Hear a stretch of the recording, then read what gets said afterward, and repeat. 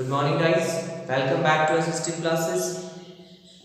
Hope you all are enjoying your study at your home with S.st. classes. Hope I'm helping a lot to make your knowledge better. So in the last video we were discussing about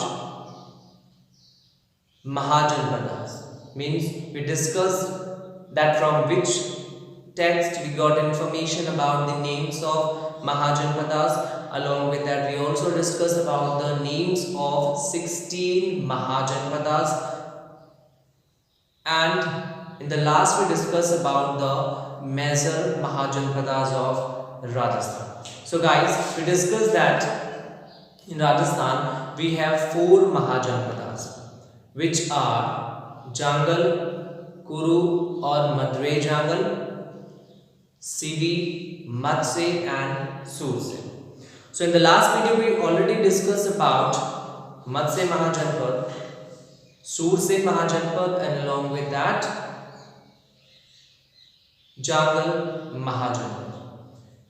And now in this video we are going to start the study with Sivi Mahajanpad. But before that I would like to tell you something, that one student asked me today that why Jangal Mahajanpad is also called as Kuru Jangal or Madre Jangal. So I was very happy to see that question. That was a really interesting question, and I would like to answer it now. Actually, Jangal Mahajanpad was a part of Kuru Mahajanpad. Means at the time of Mahabharata, the dynasty which ruled over the Kuru Mahajanpad, Kuru, Indraprastha, Kauravas, Pandavas. So under the rule of that dynasty, Jangal was a part of Kuru Mahajanpad. That's why it was also called as Kuru Jangal or Madre Jangal. Is that clear guys? Okay, let's begin for today. So here we are going to discuss about the last Mahajanpad related with Rajasthan, and that is Sivi Mahajanpad.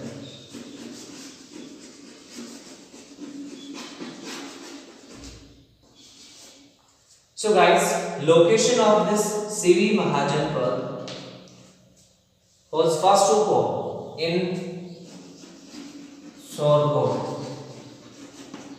It was near Shorkot in Pakistan. And after that, the ruler of this dynasty was defeated by Susi in the Dasraki battle. The battle that took place between 10 rulers.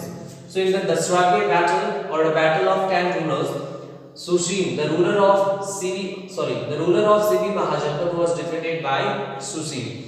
And after this defeat, the Sivi tribe, which was earlier residing in the Punjab region of Pakistan, moved towards Mewar region of Rajasthan. Means they established their new administration, their new empire or their new state in the Mewar region of Rajasthan.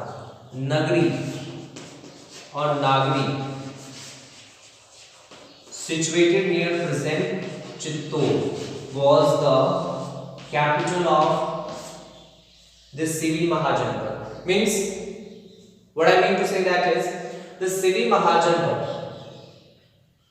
was earlier situated in the Shorkot region, or we can say that Punjab region of Pakistan. At this time its capital was Shivpur. Shivpur was the capital of Sivi Mahajanpad. But after that, Sushi defeated the ruler of Sivi Mahajanpad, and finally they have to move. Means they left the Punjab region and finally went to Mewar. And here they established their new empire, their new state, and here their capital was Nagri. Nagri is a place situated near Chittor. In this way, Sivi Mahajanpad was the last Mahajanpad related with Rajasthan. So we discussed about the major Mahajanpadas of Rajasthan. Then we can say that there are 4 Mahajanpadas in Rajasthan. First one was Jungle Mahajanpad. After that means first of all Jungle Mahajanpad, then Matsya Mahajanpad, Sursen Mahajanpad, and the last one is Sivi Mahajanpad. Is that clear, guys? So in this way, in Rajasthan we have 4 Mahajanpadas: Jungle Mahajanpad, Matsya Mahajanpad, Sivi Mahajanpad, and Sursen Mahajanpad. Now the next point is related with the administration of these Mahajanpadas. As we discussed in the beginning that there are 2 kinds of administration present in these Mahajanpadas. First is the monarchical system and second one is the republican system. So here we are going to discuss about the administrative system of these republics. So in these republics, the administration was generally handled by the members of royal families. Mean to say that the administration was under the control of members of royal family, and these members used to control the administration by Santhagara Sabha. Santhagara Sabha or Assembly. So with the help of this Santhagara Sabha, they used to control the administration of these republics. Mean to say that in the republics, the administration or the ruler, the head of the state was controlled by the Santhagara Sabha, and this in this Santhagara Sabha, the members of royal families used to control the ruler. Means to say that the members of this Santhagara Sabha were the members of royal family. Is that clear, guys?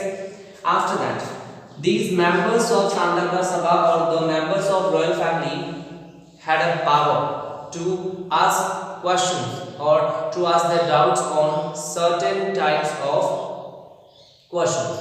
Means there were fixed varieties on which they were allowed to ask questions, and most of the questions were decided on the basis of unanimous majority. But sometimes if there was any dispute related to any question, then the disputed question was generally decided on the basis of majority. Means the members of Santhagara Sabha were allowed to cast their vote or allowed to show their favor and opposition for a particular view, for a particular dispute, for a particular idea with the help of multicolored bars. Multicolored bars. Is that clear, guys? So in this way, the administration of the republics was generally in the hands of the members of Santhagara Sabha, and the members of Santhagara Sabha were related from the royal family, and they had a power to ask questions on certain issues, and this power was generally called as Anusandhan or Anusandhan. Anusandhan or Anusandhan. So the first question is, what do we mean by Anusandhan or Anusandhan? And the answer is, the members of Santhagara Sabha were allowed to ask questions on certain issues which was known as Anusandhan or Anusandhan. Is that clear, guys? Next point is, which was the most powerful assembly related to handle the administration of republics? Then the answer will be Santhagara Sabha. Or we can say that you can find a question like, who was responsible to handle the administration of republics? And your answer will be Santhagara Sabha. Mostly there was a provision of central Santhagara Sabha. Means we can say that as we are having parliament in the center, in the same manner there was a provision of central Santhagara Sabha, central Santhagara Assembly. But along with that, sometimes in big states we find mention of state Santhagara Sabha also. Finally, these different republics got destroyed. So what were the major reasons responsible for that? You can get a 1 mark question here. And which were the major facts responsible for the decline of for the decline of republics? So your answer will be many groups were formed in the Santagra Sabha.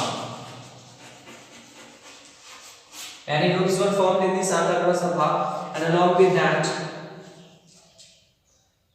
on many issues there were mutual disputes among the members of Santagra Sabha, and because of that, they start to focus on personal benefit rather than benefit of the state. So in this way, the different kind of groups were formed in the Santagra Sabha, means the different members formed different kind of groups, and along with that there were mutual disputes among the members of Santagra Sabha, and in this way they were not able to confront the emergency situations which were created due to the attack of nearby monarchical states. Means some monarchies were there, and when they attacked on these republics, and because of the mutual disputes and groups, they were not able to take suitable decisions, and in this way got destroyed. So in this way, the first reason was the groups and means the grouping, and along with that the mutual disputes among the members of Santagra Sabha. Now the next point is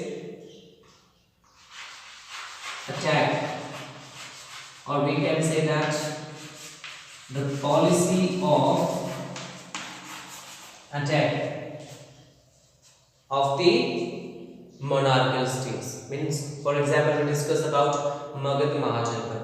So when these monarchical states with their policy of division attacked on these republics, and because of formed in the Santagra Sabha and mutual disputes among the members of Santagra Sabha, these republics were not able to confront the policy of division or policy of empire extension of monarchical states. Is that clear, guys?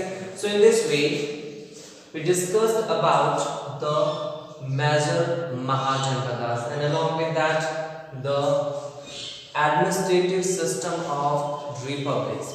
Okay, now as the next, here we are going to discuss about the rise of Mauryan dynasty. So guys, as we discussed that out of 16 Mahajanpadas, one was Magadh, and Magadh was the most powerful Mahajanpad out of all these Mahajanpadas. So in this way, how Magadh became the most important one, and finally Magadh occupied all the Mahajanpadas at the time of Maurya dynasty, Chandragupta Mourya. So here we are going to discuss about the end of Mahajanpad period 325 before Common Era and the rise of Mauryan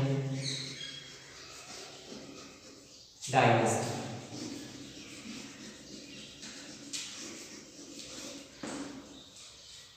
So guys, according to history, when Chandragupta Mourya became the ruler of Magadh, and he established a new dynasty which was Mauryan dynasty. But before that, Magadh was ruled by Nanda dynasty. Means when Chandragupta Mourya became the ruler, at that time the last ruler of Nanda dynasty, Dhananand, was the ruler of Magadh. Dhananand, or we can also say Dhananand. Don't be confused. Dhananand and Dhananand both are the same. Okay. Generally, in the historical books, sometimes we find Dhananand, and in some books we find Ghananand. So both are right. There is no need to be confused with Dhananand and Ghananand.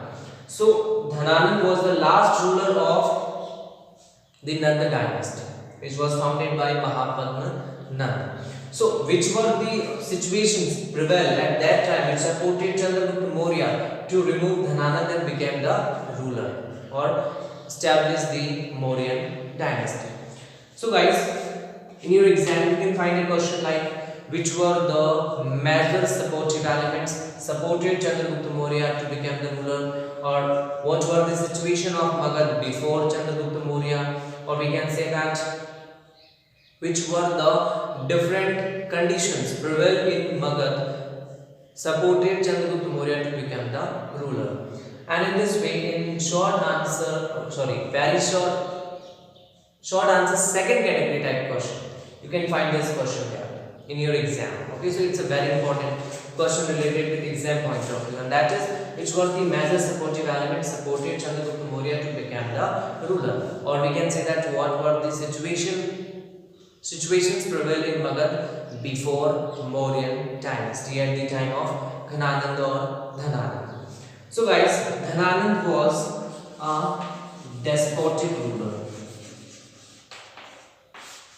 and the subject of Magad, the public of Magad, the population of Magad was suffering with the atrocities, and along with that the excessive burden of taxes. Is that clear? So the first situation was Ghananand or Dhananand was a despotic ruler, and the public, the masses, the subject was suffering with the atrocities and excessive burden of taxes of Dhananand. So means Dhananand had a luxurious life, and because of that he imposed an excessive burden of taxes on the public, and along with that he also performed many atrocities. So the public, the mass have a kind of anger for his ruler, for Dhananand. Okay. Now after that, at the time of Dhananand, there was a fear of invasion of Sikandar, Alexander on India. So there was a fear of Sikandar, Alexander on India, and in this way, the public or the subject of Magad was in great fear, and in this way, they were in demand of someone who could throw them out of all these atrocities and could save them from Sikandar. And in this way, they supported Chandragupta Maurya. And in this way, Chandragupta Maurya became the ruler of Magad by defeating Dhananand or Ghananand. Is that clear? So in this way, that was the beginning of Maurya dynasty. Now Chandragupta Maurya became the ruler of Magad in 322 before Common Era with the help of his Guru Chandragupta. Sometimes we also find in some books that he became the ruler in 223 before Common Era. So both are right. But one thing we have to keep in our mind, if we will take it as 322 before Common Era, then we will have to add, means there is a difference of 1 year, so this difference we have to keep in our mind. Sometimes we find that in the 8th year of coronation, 9th year of coronation in 261, for example, if we discuss about the Kaling pattern, then in some books we find that in the 8th year of his coronation in 261, Ashoka attacked on Kaling. On the other hand, in some books we find that in 8th year of coronation 262 before Common Era, Ashoka invaded Kaling. Both are right, because here if we are taking 323 before Common Era as the date or as the year for Chandragupta Maurya to become the ruler, then this one will be right, and if you are taking this one, then this one will be the right one. Okay, so here we are going to take 322 before Common Era as the year for Chandragupta Maurya to become the ruler. So Chandragupta Maurya became the ruler in 322 before Common Era with the help of his Guru Chandragupta. And in this way, he started a new dynasty which is known as Mauryan dynasty. After becoming the ruler, he extended the boundaries of Mauryan Empire. Means there are many There are many descriptions which show us that Chandragupta Maurya defeated many rulers and in this way established his empire throughout the country. The first victory of Chandragupta Maurya was on Punjab. A very interesting thing that I would like to tell you, the first battle in the history of India which was related between the indigenous people and the foreigners. Mean to say that a battle, as we are at present, we are having a feeling of nationalism for the and by because of that we will be ready to fight against the foreigners in the same manner in the first battle of Punjab which was under the control of Greeks. Chandragupta Maurya first of all adopted the slogan of nationalism, means that was the beginning of nationalism in India, and in this way got support of all the rulers of India and defeated the Greek ruler of Punjab. Okay, after that he extended his empire in different parts of the country, means he also got victory over Bengal. Along with that, in the South Indian states also he got victory and established his kingdom. The most important victory out of all these victories of Chandragupta Maurya was in 305 before Common Era with Seleucus Nicator. Seleucus Nicator was the military commander of Sikandar, and after the death of Sikandar he became the ruler. So here there is a question for you. You can answer me in the comment box that with which country Seleucus Nicator was related with. Your question is with which country Seleucus Nicator was related, means from which country Seleucus Nicator was. Is that clear? So in 305 before Common Era, Seleucus Nicator invaded India to take the region of Punjab back.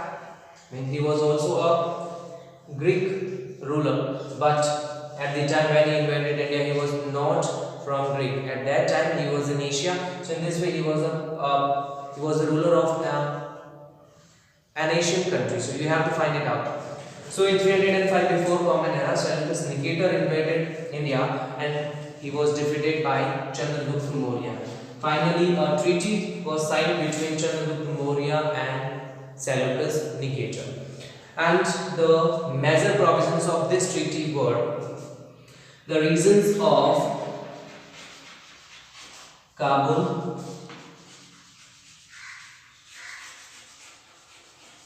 Kandahar,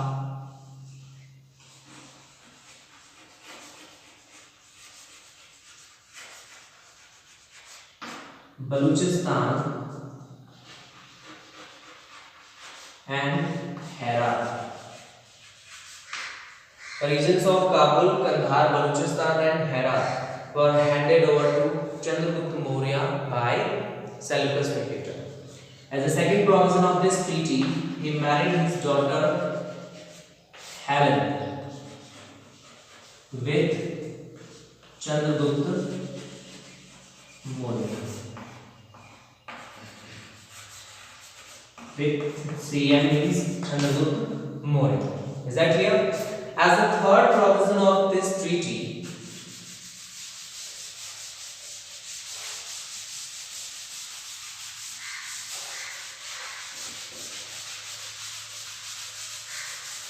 Seleucus Nicator sent his ambassador Megasthenes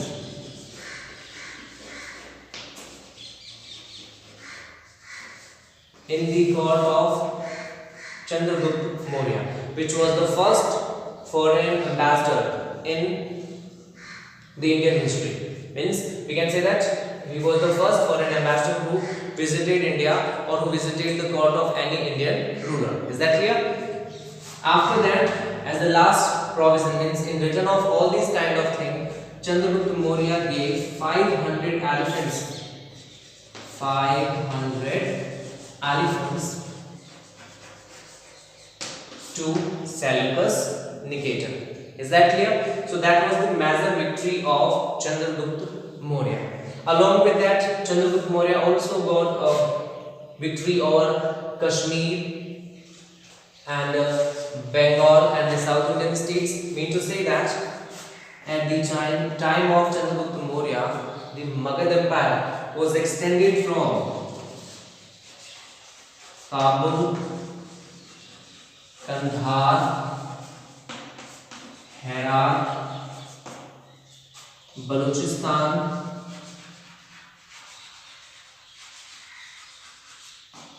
Punjab, northern Ganga plains, or we can say that Ganga plains, Bengal, Bihar, and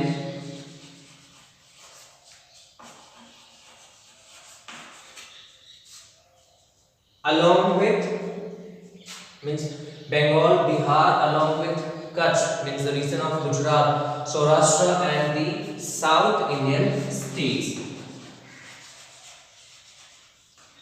till Mysore. So the empire of Chandragupta Mourya was extended in Kabul, Kandahar, Herat, Balochistan, Punjab, northern Ganga plains, Bihar, Bengal, Gujarat, the region of Saurashtra, and along with that the South Indian states till Mysore. Means Shravan Belgola was also under the domination of Chandragupta Mourya according to the Jain and Buddhist text. Is that clear, guys?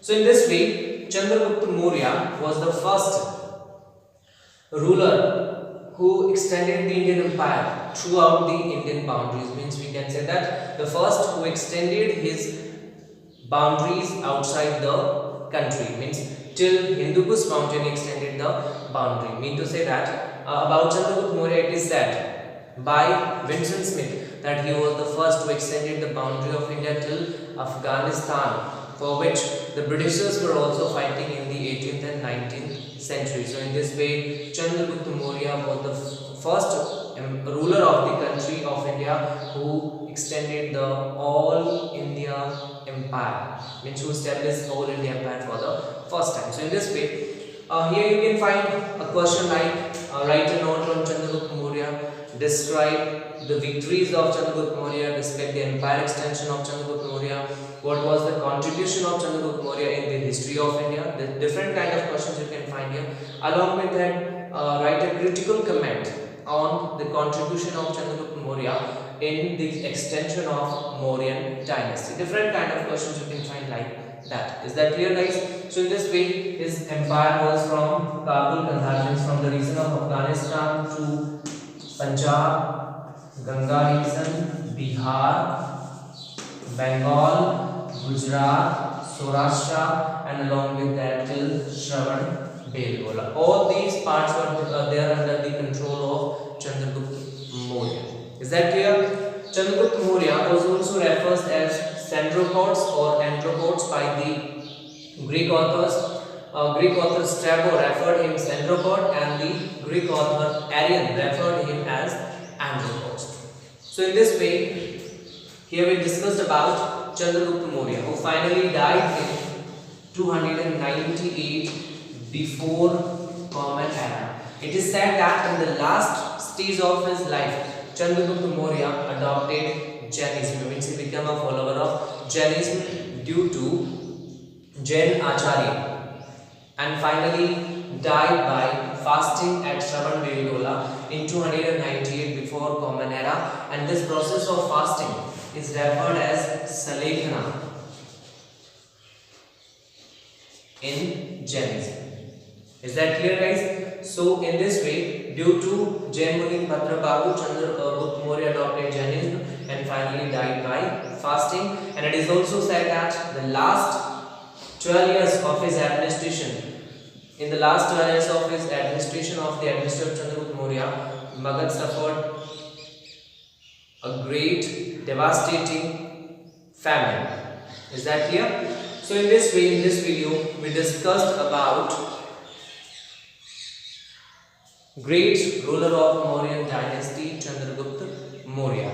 About remaining one we'll discuss in the next. Thank you very much. Have a nice day.